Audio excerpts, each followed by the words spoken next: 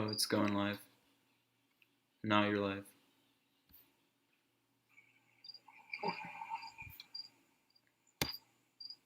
Yep, good to go.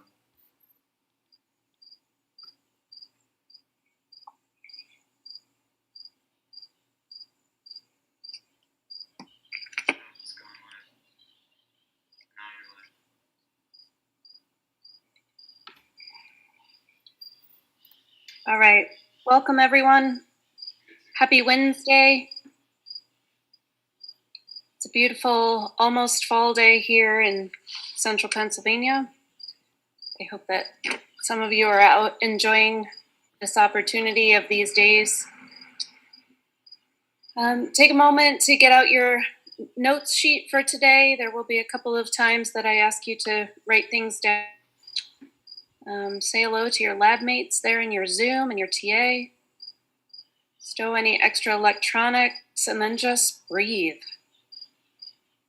Take a good deep breath. Feel alive.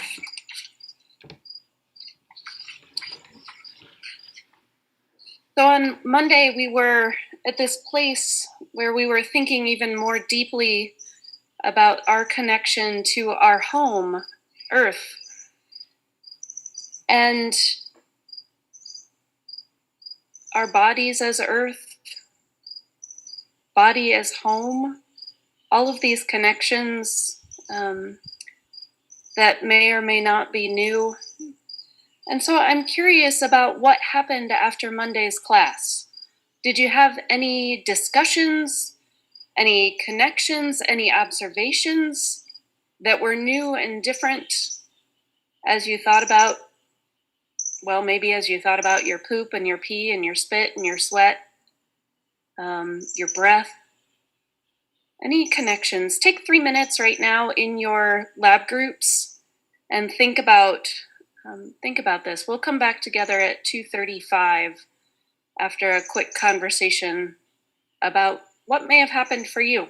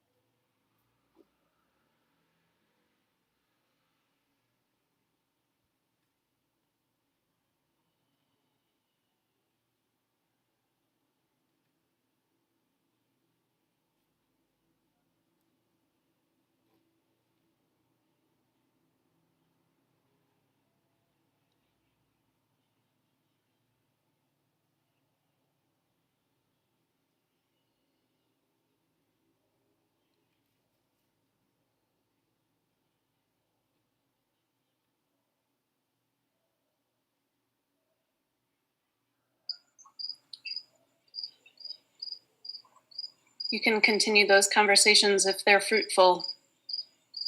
Sharing what we're experiencing is a beautiful way to learn. So this is where we left off on Monday, talking about the menstrual cycle and the connections to Earth, and that the importance of that cycle, the connection to the archetypal feminine, the waxing and waning, the ebb and flow of the tides and the changes of the seasons. It's all connected. They're all reflected on a smaller scale in the menstrual cycle. And how that all gives us power to understand the deeper connections.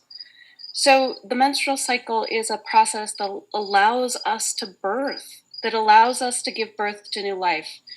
It's a function of the wondrous uterus. It's a self-cleansing process of a very purposeful organ. Menstruation is the experience that unifies women across the world. And today we're going to dive into what more that cycle can do for us, how it starts a natural process, the natural process of giving birth. So if the egg is not fertilized in the womb, then it gets washed out with the menstrual blood.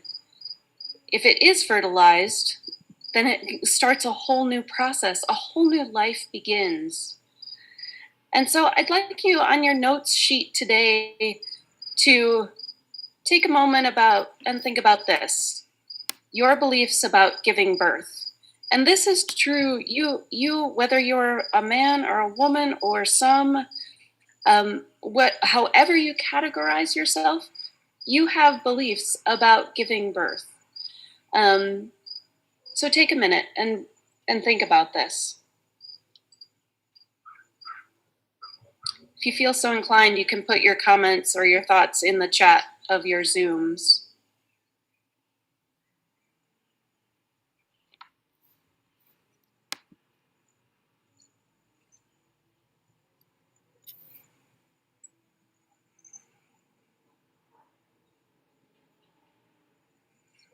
Consider that about 300,000 women give birth each day. 300,000 women around the world, and how each of those births is unique based on race, religion, socioeconomic factors, history, cultural norms, feelings, experiences, age, all kinds of things go into what birth, those 300,000 births are like.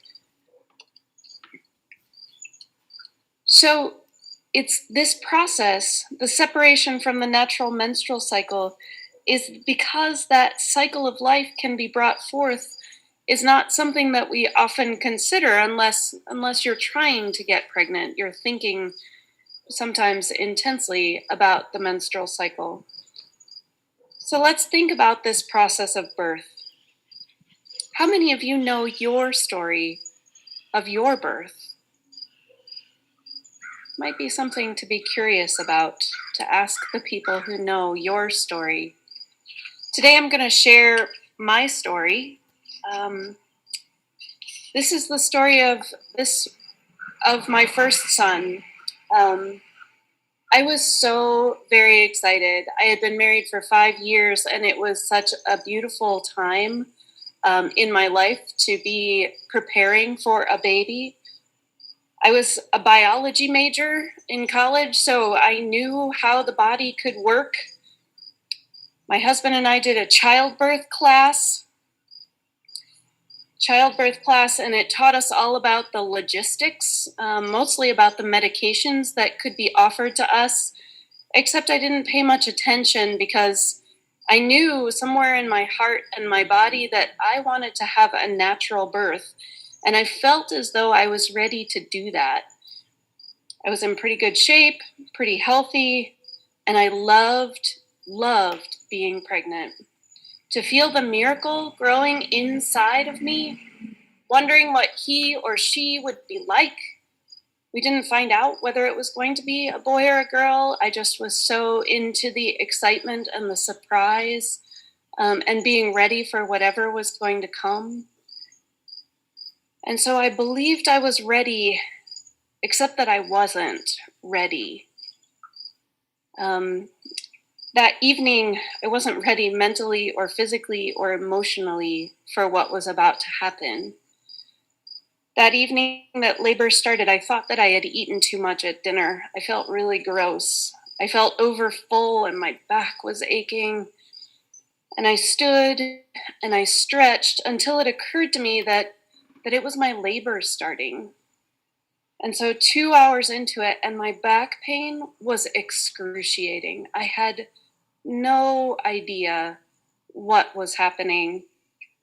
The baby, it turns out, was in the wrong position. So it should be that the front of the baby's face is facing the woman's tailbone, so that that soft part of the baby's face isn't pushing against that bone. But in my case, the baby's head, the back of his head, was pushing against my backbone and causing a lot of pain. And so I was scared and I was tense. And we called the midwife very early on in the labor process. And she encouraged me to relax and to breathe and to rest. And I couldn't because I was scared and I wasn't breathing right. And so we went to the hospital very early on in the labor. And when we got there, the midwife insisted that I sit on one of those big exercise balls and move around, or that I could walk, or that I could rest in any position that felt comfortable. And yet I couldn't handle it. I was so tense. My body was just rebelling against this pain. I believed that I couldn't handle that pain. And so I couldn't. That was simply it. And so the medicines came, the shots came. I got an epidural to lessen the pain, and I got Pitocin that sped up the labor. And now I couldn't move. I couldn't feel anything from my neck down because of these medications. And all I could do was lay there. I was not allowed to get out of bed. I couldn't feel the contractions anymore. They were telling me to push, and I couldn't feel when I was pushing and when I wasn't pushing. I was so scared. They prepared me for a cesarean section, an operation where they would cut through my belly and cut into the lining of the uterus and remove the baby. But before they did that, they wanted to try something else.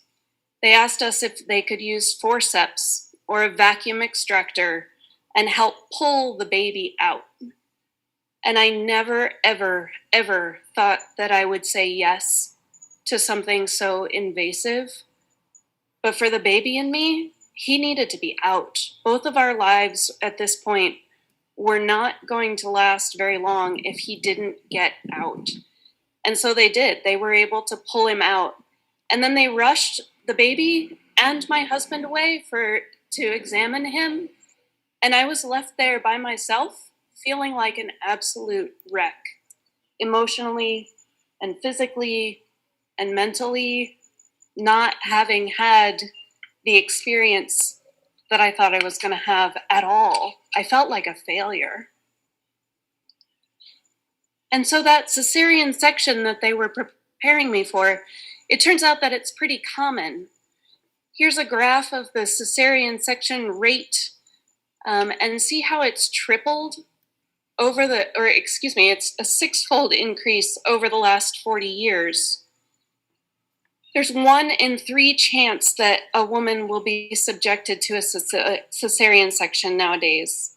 So they might do a C-section because of health problems in the mother, that the mother is carrying more than one baby if there are twins or more, the size or position of the baby, which would have been my case, size and position, the baby's health is in danger, or the labor is not moving along as it should, and that was also the case for me. The surgery is relatively safe for both mother and baby, and yet it still counts as a major surgery and carries a lot of risks. It also takes longer to recover from a C-section than from a vaginal birth, and it can raise the risk of having difficulties with future pregnancies. And so there are definitely reasons why cesarean sections need to be done. But why have they increased like this? Well, it's far more money to be made from a cesarean section. And so the insurance companies and the doctors and the hospitals all make more money from doing it this way. Also, they can be scheduled. Natural births, like I didn't know that when my kid was coming and was surprised, but maybe there are people that don't want to be surprised and they want to schedule their birth. And so they can do that. They can schedule a cesarean section. But I think that one of the biggest reasons for cesarean sections is that there's a lack of connection and understanding and a lack of storytelling in our culture. Just like when we talk about poop and pee and the menstrual cycle, that there is a definite disconnect, or it seems taboo to talk about that stuff, and yet it's stuff that we all experience. And so if women and men were sharing their experiences with birth, then I think the understanding would increase and the rate of C-sections would go down. And so after that first experience, I was scared. I was really scared. And yet 10 years later, I was pregnant again, and I needed to change my story. I needed to change my story because of my fear. So I understand that there are a lot of men who are watching right now, and I just want to tell you how vital you are in this process of helping to make choices, helping to listen, helping the woman in your life that is going through this time that can be so exciting and such a joy, and it can also be so confusing and overwhelming. You need to be supportive of her, and the more that you know and understand that there are choices, then the more supportive you can be for her and for your new child. So, how could I change my story after such a scary experience? So, the first thing I did was I talked to a lot of other women. I talked to women about their experiences. I studied books about the anatomy of birth. So, thinking about this, where the uterus is in this picture, that's where the baby is. That's where the baby is held. And so, obviously, this is in a woman who's not pregnant. And then it starts to, when the baby is fully formed, this is what it looks like. There are so many changes in a woman's body. So understanding, knowledge can dissolve that fear. Understanding more about the process, not just the anatomy, but more about it. So when the baby is ready to come out, it needs to come down through the cervix. And the cervix is a sphincter. The sphincter is a circular muscular group that remains contracted until something needs to pass through. It's a sphincter that lets your pee out, a sphincter that lets your poop out, and a sphincter that lets the babies out. And so what's required for that sphincter to open is relaxation, being able to relax. And in my case, my fear kept it closed. My body was totally fighting against itself. And so I needed to be able to figure out a different strategy so that I could change my story. So I practiced hypnobirthing, which is a strategy of relaxation that's healthy during pregnancy and also beneficial during labor.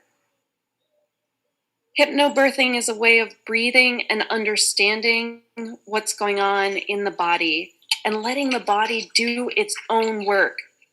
It also helped me to change my language. So, just like we've talked about things like the difference between a decision and a choice, well, there are different ways that language shape how we feel and how we react. And so I was able to change rather than contractions, their uterine surges. It's muscles surging in order to push the baby out. Rather than holding my breath, I was able to breathe the baby down. And so coming through, down through that sphincter, allowing everything to open the way it's supposed to, holding the breath is very stressful. And so being able to maintain breath and breathing is vital. Rather than water breaking, it's a signal. Your baby is signaling readiness for birth. And rather than the most painful thing you will ever experience, it's the hardest thing you get to do. It's the hardest thing I've gotten to do. And so if you think that it's going to be painful, it will be. Gandhi said that. So it's not just me, and it's not just about birth, but it's about just about anything. If you think it's going to be painful, it could be a conversation that's going to be hard, or it could be an exercise that you're not wanting to do. If you think it will be painful, it will be. So when we tense up, our muscles contract. And so it's a cycle then. If pain is expected, I become afraid, my body tenses up, and then I experience pain. And so it's a cycle that is, it's already laid out when it starts. But by shifting my story and shifting my capabilities inside of myself, my beliefs about birth, then I was able to have my second kid. He was born also in the hospital, also with the midwives. And using the hypnobirthing techniques and practicing and focusing on the beautiful opening of my body, I was able to go through a very peaceful labor, even though he was also in the wrong position. The same experience of the baby was a very different experience for me. Because I was relaxed, it allowed for him to turn at the moment of birth, so no assistance was needed. With no medications, I was able to feel everything, which you might think is the terrible thing, but in my case, I thought it was so amazing. Babies have a reflex to push when there's pressure on the bottom of their feet. It's an innate reflex. The contractions of my uterus were pushing against his feet, which meant that he was then pushing against the uterus. He was pushing back. He was pushing himself out. And I could feel it happening inside my body. And I was laughing. And nobody understood why I was laughing in the middle of birth. But I was so elated that I could feel it all. And as Henry came out, instead of him having to be rushed away, I brought him to my chest and I got to hold him. And he nursed immediately because he wasn't affected by the drugs or medications. And I was ecstatic. I was experiencing ecstasy because I was able to change my story from assuming that I would know what to do to being emotionally, physically, and mentally prepared. I then understood that birthing is like a marathon. It is like a marathon. Think about this. There's no way. Sure, I could walk 26 miles with no preparation and then be absolutely miserable. Or I can practice mentally and physically and emotionally and spiritually for something that's going to be a challenge. And so ecstatic is a feeling of overwhelming happiness and joyful excitement. It's a subjective experience being totally involved. And so shifting my language meant that I could shift from you don't know how to give birth to I can know how to give birth. My body knows how to give birth. From you will be a patient to you will be a participant. From you may be numbed with painkillers to you can learn how to meet your discomfort. From birthing will be incredibly painful to being birthing will be really hard. Birthing is to be survived versus birthing can be an ecstatic experience. I want to acknowledge that every birth, every single one is different. Every single birth has its own circumstances. Have a C-section is not wrong. That's not what I'm saying. It may be necessary. To have medication is not wrong. It may be helpful. I tell you my stories because I believe it's important for people to share their stories so that we can learn from each other. My point is for you to be encouraged to ask questions, to find out your birth story. Ask other people about their birthing experiences. And all of this information is going to help inform the choices that you have ahead of you, as well as to connect to your community. It's a really beautiful process to be able to share. And so, as we move through the birth, we also need to connect to how the other part, the end of life, happens. So take a moment and take this in. It connects to what we talked about on Monday as well. Eating is receiving nutrients. Earth, water, fire, air, and space combine to make this food.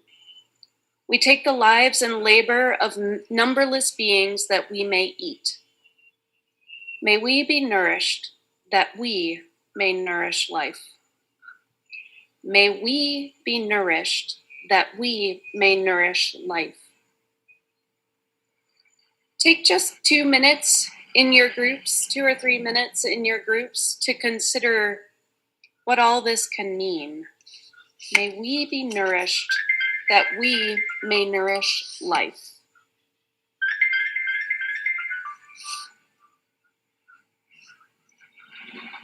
We'll come back together at 3 o'clock.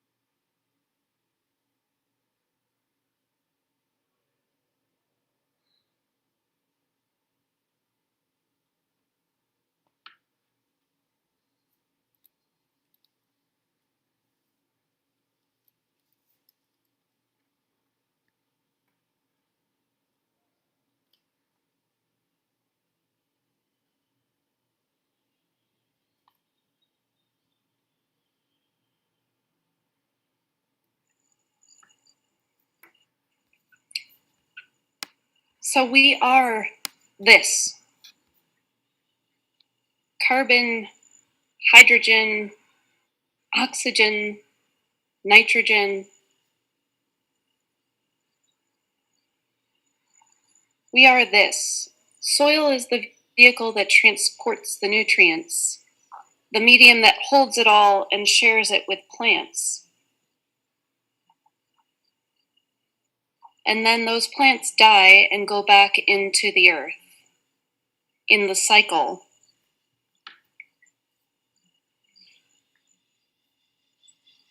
And so, how does this make you feel? How does this make you feel? Those connections. So, when I hear that part, may we be nourished that we may nourish life, that brings a lot around to me, a lot of emotions, because it is my job then, if I am taking other parts, other lives to sustain my life, then it's my job. It's my job as a human being, as a consumer, to nourish others. So to do that in the way that I treat other people, in the way that I do that in order to understand other people's stories, in the way that I do that to take care of my loved ones, all of those are ways that I'm nourishing life. Somebody in the group says, when you nourish yourself both with food and thought, you can teach others and nourish them with knowledge. There are a lot of ways to nourish others, to nourish life in a lot of ways. Today we're going to focus, because we're here on this theme of cycles, we're going to think specifically of how our nutrients, how our parts, our oxygen, our carbon, and our hydrogen, and our nitrogen support other life. We are a direct part of the cycle. It's not just the plants that get composted to make the dirt. We are part of that cycle too. A part of or apart from. This is a photo of a body wrapped in a shroud and placed in the ground, where the nutrient cycle, the movement and exchange of organic and inorganic matter back into the production of other matter, those mineral cycles. Just as we have a finite amount of water or oxygen on Earth, we also have a finite amount of carbon and sulfur and oxygen and nitrogen and phosphorus, everything else. We are part of this nutrient cycle. So take just a minute and think about your association with or your thoughts about death. And I know that this can be really hard. I know that this can be really hard.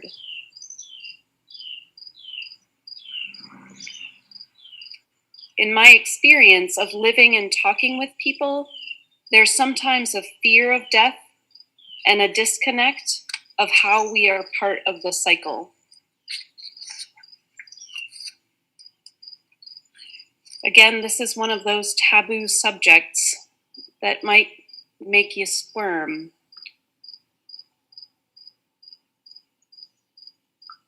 But what happens often in our culture is that there's a preservation method of how dead bodies are taken care of. So the body is laid naked on a stainless steel embalmer's table, and then going through the steps, the body is completely drained of blood. All of the organs are extracted. The embalming solution is injected through the carotid artery. The embalming solution is then injected into the abdominal cavity. It's then injected into the femoral artery that takes care of the lower, preserving the lower part of the body. And then the body is allowed to dry. And then cosmetics are applied to hide the discoloration and the chemicals.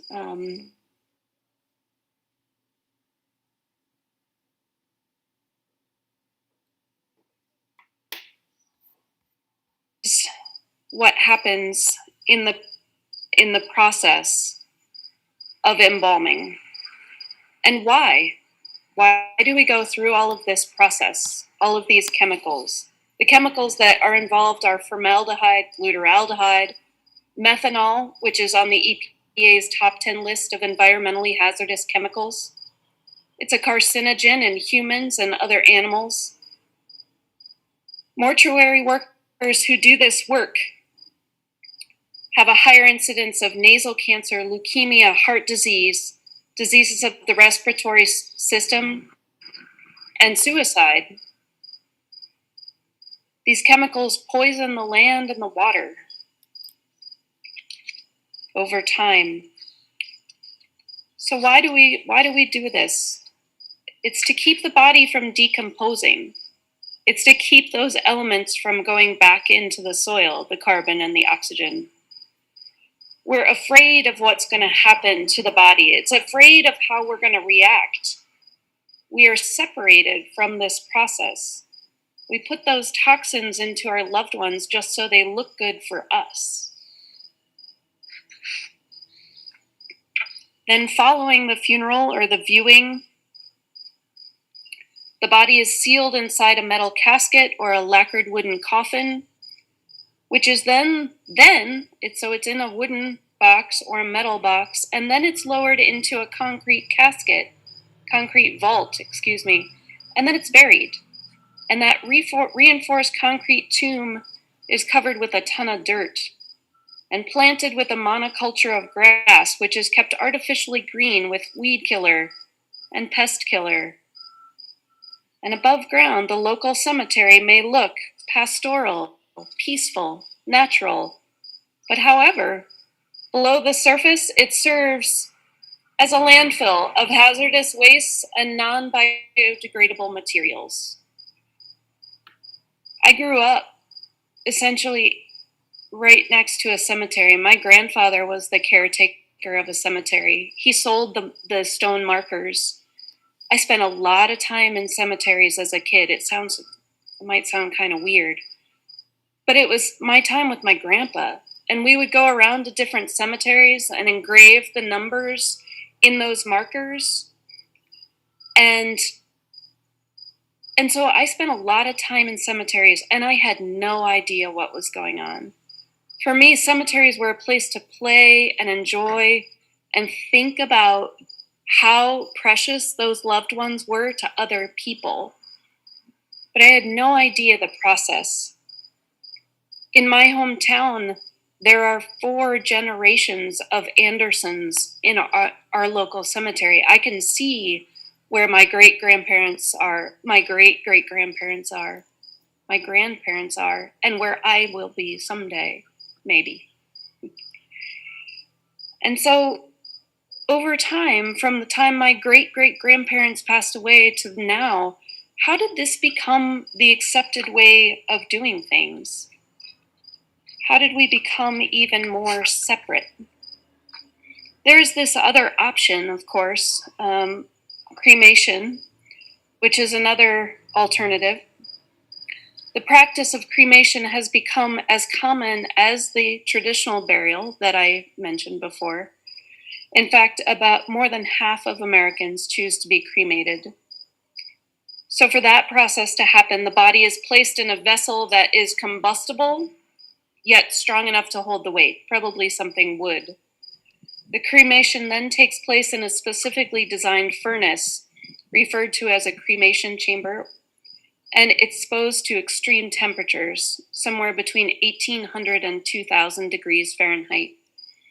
And it takes somewhere between, it's about 2 hours to cremate a body, sometimes a little more, and it leaves behind only the ashes.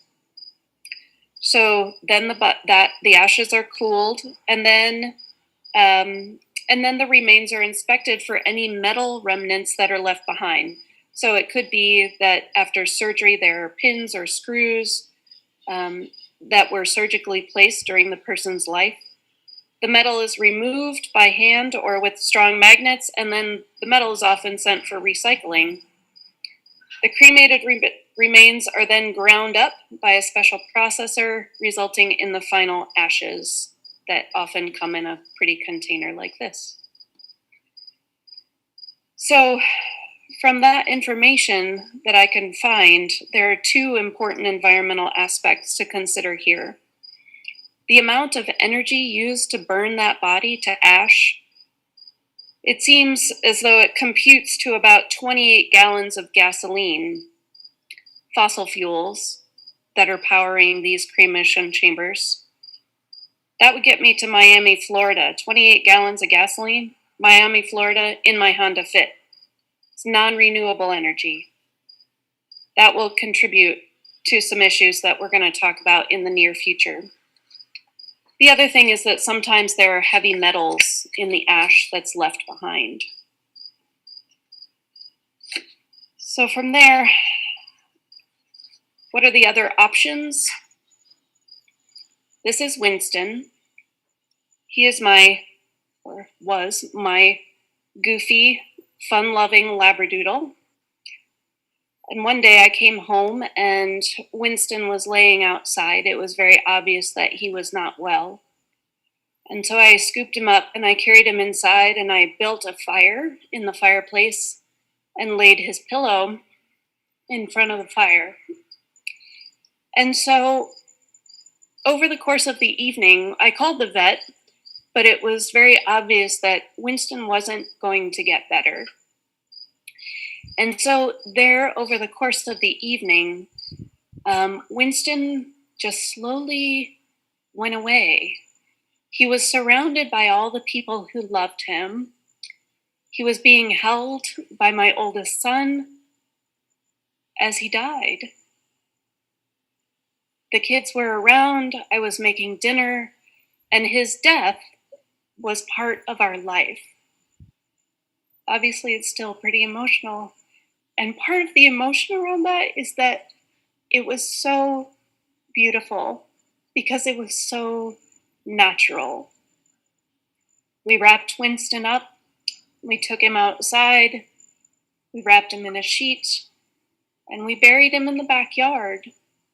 And it's still today where the boys can say, "Oh, Winston is under that grass. Winston is under those black raspberry bushes."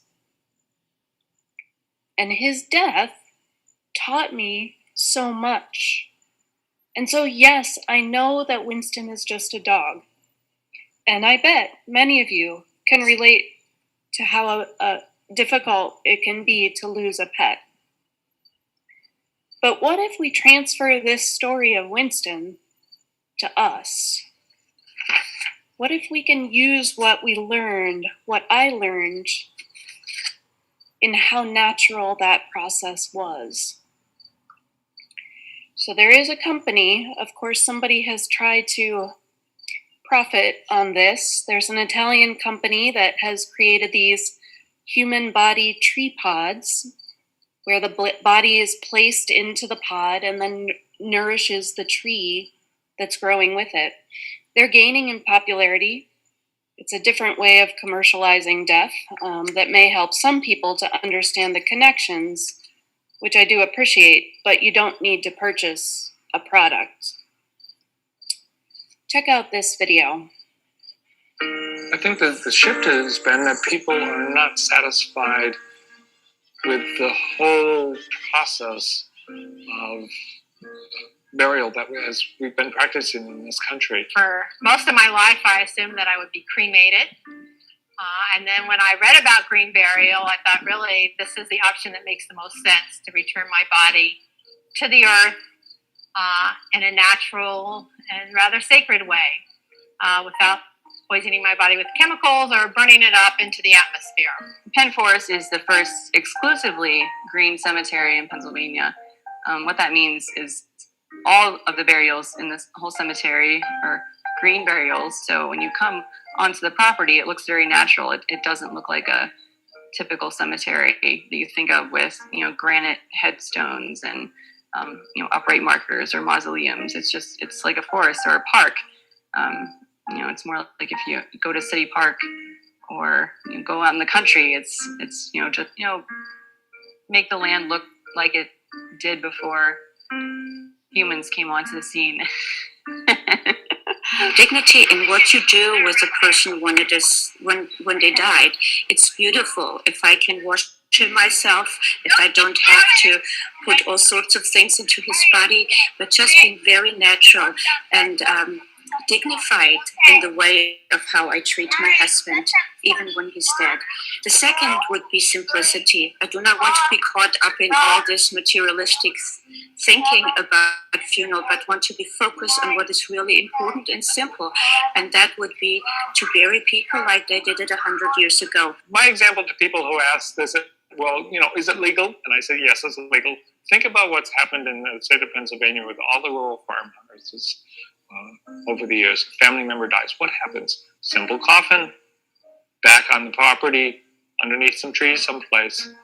That has been the tradition here for hundreds of years. It would be the tradition in many societies around the world for thousands of years. There is nothing that we're doing here that's different. We're returning to a very natural way. I explain the principles of green burial to people, about how we try not to harm the environment.